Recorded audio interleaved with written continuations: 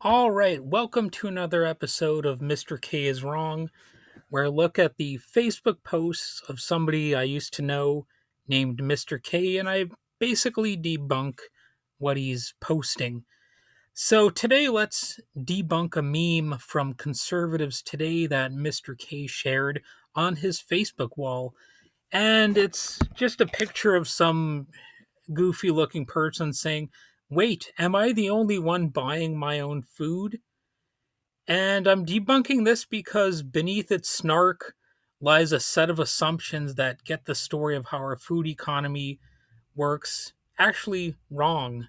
So, it's also a false presentation of capitalism more broadly. So the meme's underlying claim, it implies I am simply a free individual buying food in a mostly free market, acting on my own volition. The market is a horizontal playing field of autonomous persons making purchases and transactions. The state or society plays little to no role in enabling, propping up, or shaping the system. So the person saying, "Am I the only one buying my own food?" is somewhat high and mighty. They're it's like they're saying, unlike others who rely on handouts or free riders, I'm a self-sufficient consumer, and the economy is just guided by this invisible hand, this benevolent force that we all adhere to, and we can't really pin down exactly what it is, but we're all just making free decisions out here. But food isn't purely the outcome of free market transactions. There are subsidies in agriculture, for example. In the US, federal farm subsidies for commodity crops amount to non-trivial sums. For example, this is according to USA Facts. In 2024, the government provided $9.3 billion dollars in subsidy payments to farmers for commodity crops. End quote. Over the long run, since 1933, subsidies have, on average, made up about 13.5% of net farm income, again, according to USA Facts. Specific to animal agriculture, recent discussion notes the U.S. heavily subsidizes that sector from feed grains to infrastructure. The federal government tracked direct government farm program payments forecast at about $40.5 billion dollars for 2025, an increase over the $10.1 billion dollars in 2024 in one USDA chart. That's according to the Economic Research Service. So, definitely some subsidization happening here, similar to NASA or a lot of other government programs and agencies. A more detailed primer says USDA subsidies shape what we grow and what we eat. So, it's having a pretty direct impact. So, the AAF, part of the conservative leaning American Action Forum, they say, quote, the most highly subsidized crops, corn, soy, wheat, and rice, are the most abundantly produced and most consumed, often in the form of ultra processed foods. End quote.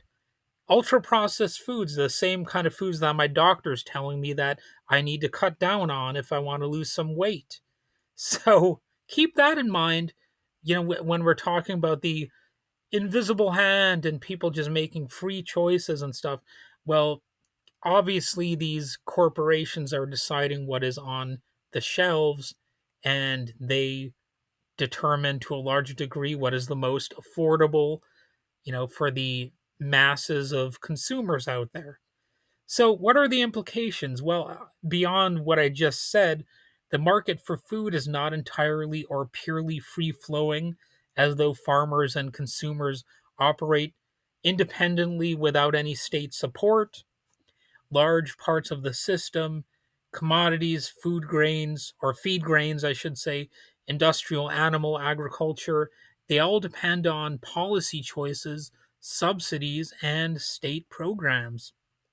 So the idea, I'm just buying my food and that's it, well, it masks the fact that the food you buy is embedded in a subsidized, state shaped infrastructure. So the state is central to property, contracts, markets, and capitalism. It's not just that the food industry receives subsidies, the entire structure of buying your own food, so to speak, rests on legal slash institutional underpinnings that are themselves state mediated. That's the system of private property and markets. Under capitalism, private property, that is especially the means of production, land, capital, etc., is foundational. The state enforces property rights through courts, laws, and police, enforces contracts, orchestrates legal frameworks, and actually protects stores from things like theft. You know, that's one of the ways in which we don't have a free economy. If we had a truly free economy and somebody goes into a store and just takes a candy bar, well, a truly free market would have the store having to absorb the cost of that theft, right? I mean, you might hate theft, you might love it. It doesn't matter. The point I'm making here is that the the economy is not totally free. The thief is punished.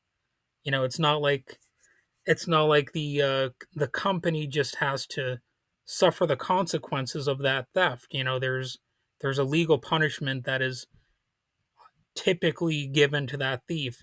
Now, obviously, if it's a little kid, they might not press charges. They might give a warning or something like that. I'm not saying everything is the same way across the board and all that sort of stuff. Like the consequences can be different, but overall, it's not just a free market where all these different stores have to suffer the consequences of whatever happens. People can choose to create laws that punish theft or that make stores have to function in a certain way.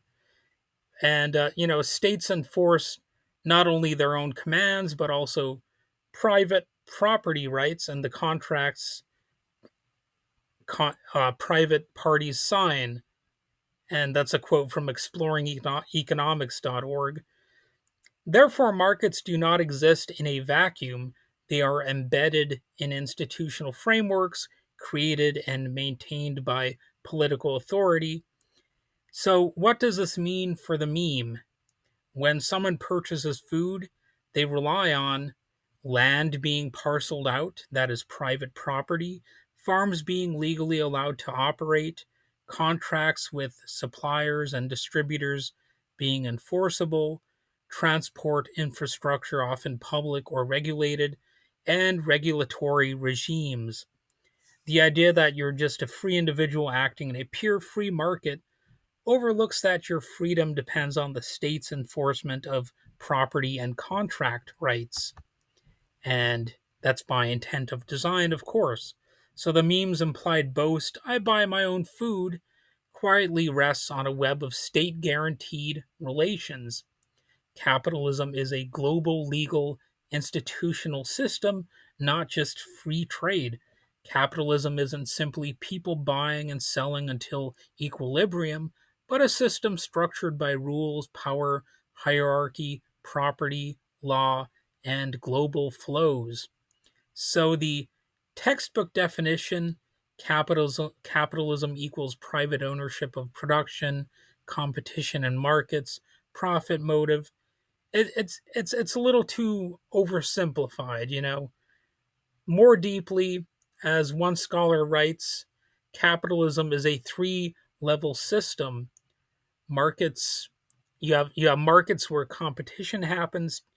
Two, you have institutional foundations, that's law, property rights, contracts, underpinning them. And three, political authority administers and evolves that framework. And that's something you can read about in a piece in the Harvard Business School. some article that they put out if you want to dig into it more deeply. So this means the free market myth that things just happen spontaneously ignores the scaffold of law, state, bureaucracy, and power relations. Globally, trade treaties, intellectual property regimes, multinational firms, cross border investment, and labor, they're all part of the capitalist legal and institutional system. And it if you buy food, it's not just your transaction. You are part of a global capitalist food chain, so to speak. There's land use, often in exploited countries, subsidy regimes, export import flows, labor rights or absence thereof, ecological externalities. All of these are a part of the process of what you buy or rent. So the meme, by reducing the situation to me buying my own food, it eludes the larger power relations and institutional dependencies that enable your own food purchase. So the politics of self-sufficiency and the false individualism aspect of the meme, I think, are pretty easy to debunk. And I just get tired of those types of arguments that really just mischaracterize how our system functions. The meme appeals to that individualistic narrative: I alone do the work, others don't. But from a systemic view, it ignores that your ability to buy food is reliant on the labor, the capital, and organizational infrastructures of many others. That's farm workers, agro industry, transportation, state regulation, etc., etc. It ignores that many people can't buy food, also known as food insecurity, and we're hearing about that a lot in the news right now. And that's because of systemic barriers, low wages, inadequate welfare, regional supply issues. I mean, that's something that a lot of people are leaving out of this, is these supply issues. What happens when there is a shortage of a given product? Is it just that person's fault that they don't have access to it? I kind of think it's not. Like, if you're, I mean, an obvious comparison would be if you're stranded on a desert island. I mean, let's put aside how you got to the desert island. Would it be just your fault that you're low on supplies? By a certain point, I mean, no. It's not just about pointing fingers. It's about what you do to survive. And that's really how we should be looking at things like food insecurity. Instead of just pointing fingers, you should be looking at how to better enhance our society so as to reduce things like food insecurity. And if you want people to actually have access to food, well, you're already halfway to solving the issue in a lot of ways, because otherwise you just have a mindset where you're thinking, okay, this person's poor, this person's broke. Well, let's just punish them further. Let's like wag our finger at them and make sure that they feel guilt in addition to whatever sort of you know uh, suffering they might be going through. And of course, if you want people to work and you believe in the economy, well, one of the things you should do is maybe offer them a job or something like that, offer them better wages.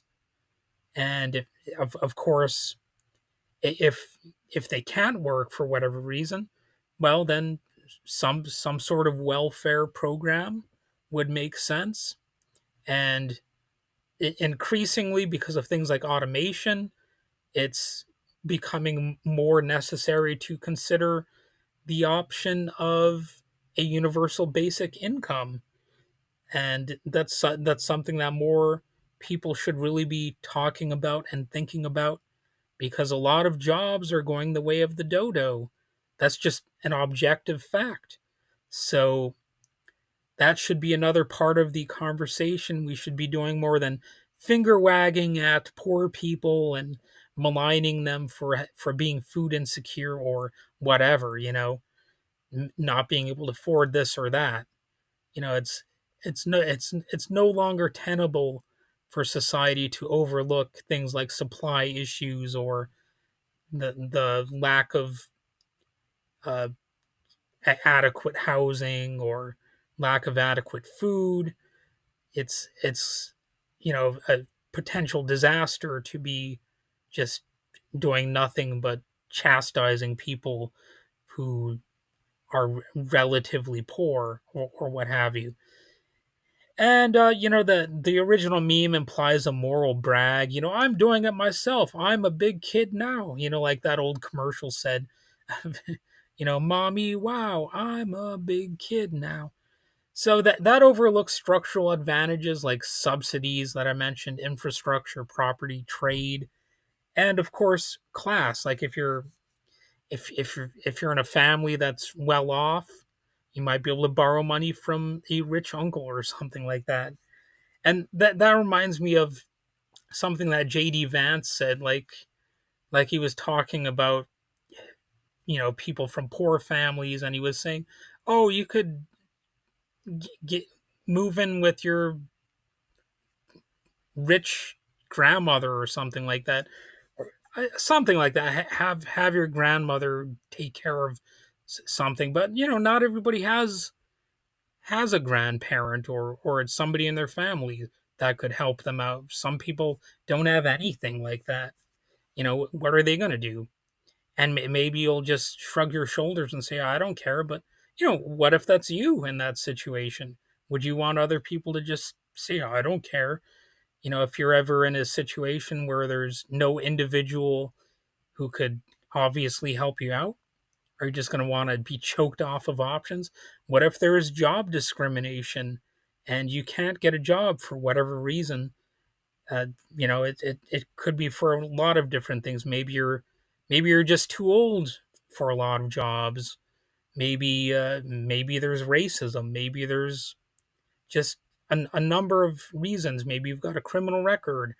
Maybe there's a small town that you're living in, and for whatever reason you have a bad reputation, whether it's earned or not. You might struggle to get a job. So I mean, there are lots of different scenarios here where you might end up struggling to put food on the table. And the original meme silences the dimension of how state subsidies often benefit larger agribusiness rather than small farmers, and how food systems are highly unequal. So there are starving countries out there for a reason, and you could try to say that's all about individual failure, but it's not. It's a systemic thing. So the meme is misleading because it treats the food market as if it were purely individualized and free, when in fact the food industry is heavily shaped by state subsidies and institutional support. So the meme's "I buy my own food" stance ignores, the private property stuff and how global legal economic systems underpin the market. It's not just regional. You can't pin it down to just any one place most of the time because we have a truly global marketplace. And in many ways, that's a good thing because, like, wherever you live, you might not have every resource, every type of food you might want to try, every type of job you might want to work at. Sometimes you might have to move away, to get whatever it is you want. And that's the way the world works. That's the way it should work in some ways, because if you're looking to have access to a wide variety of things, well, then you should be able to travel to someplace else to get it. That's a possible advantage to actually having a global economy, is you're you're able to escape some limitations of wherever you are at. Of course, that could also be a disadvantage if you can't travel freely to another place, which is another reason why class factors into it and why class is an issue. Your freedom is limited if you are, not wealthy enough to travel. And obviously, if you can travel with a lot of freedom around the world, then you have a lot more opportunities potentially, and you can lead a more comfortable life. You might be able to leave a more comfortable legacy behind because you might have more success and all that kind of stuff too. So, you might have more wealth to leave behind for your children if you have children, or whatever. I'm just generalizing here. So capitalism is not simply people making choices freely. It's a legal, political, economic system that sets the rules, distributes power, enables some while constraining others. That's just how it is. So if one claims, I alone buy my own food, as though that distinguishes them so much from others, the claim is really hollow. The system enabling that purchase is collective, state supported, and structured by power, however, it is ultimately structured. So, all of these things I'm talking about, they matter. The myth of the free market individual serves to obscure the underlying class relations, property relations, state power, and institutional dependence, and all that kind of stuff.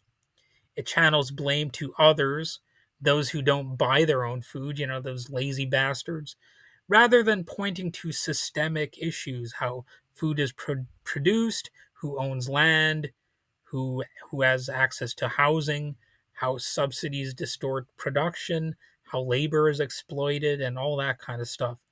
So, recognizing that capitalism is a global legal institutional system opens up the possibility of imagining alternatives, dare I say it, cooperatives, communal land, decommodified food, ecological agriculture, and all that stuff, rather than accepting the you just buy your own food moral frame as the only virtue and the only explanation. Well, it doesn't really withstand scrutiny. You need to elaborate on how the system actually works, and that's why this meme is ultimately falling short. And you can't really put everything into a bumper sticker style format because that does not really encapsulate the whole reality of how the system actually functions.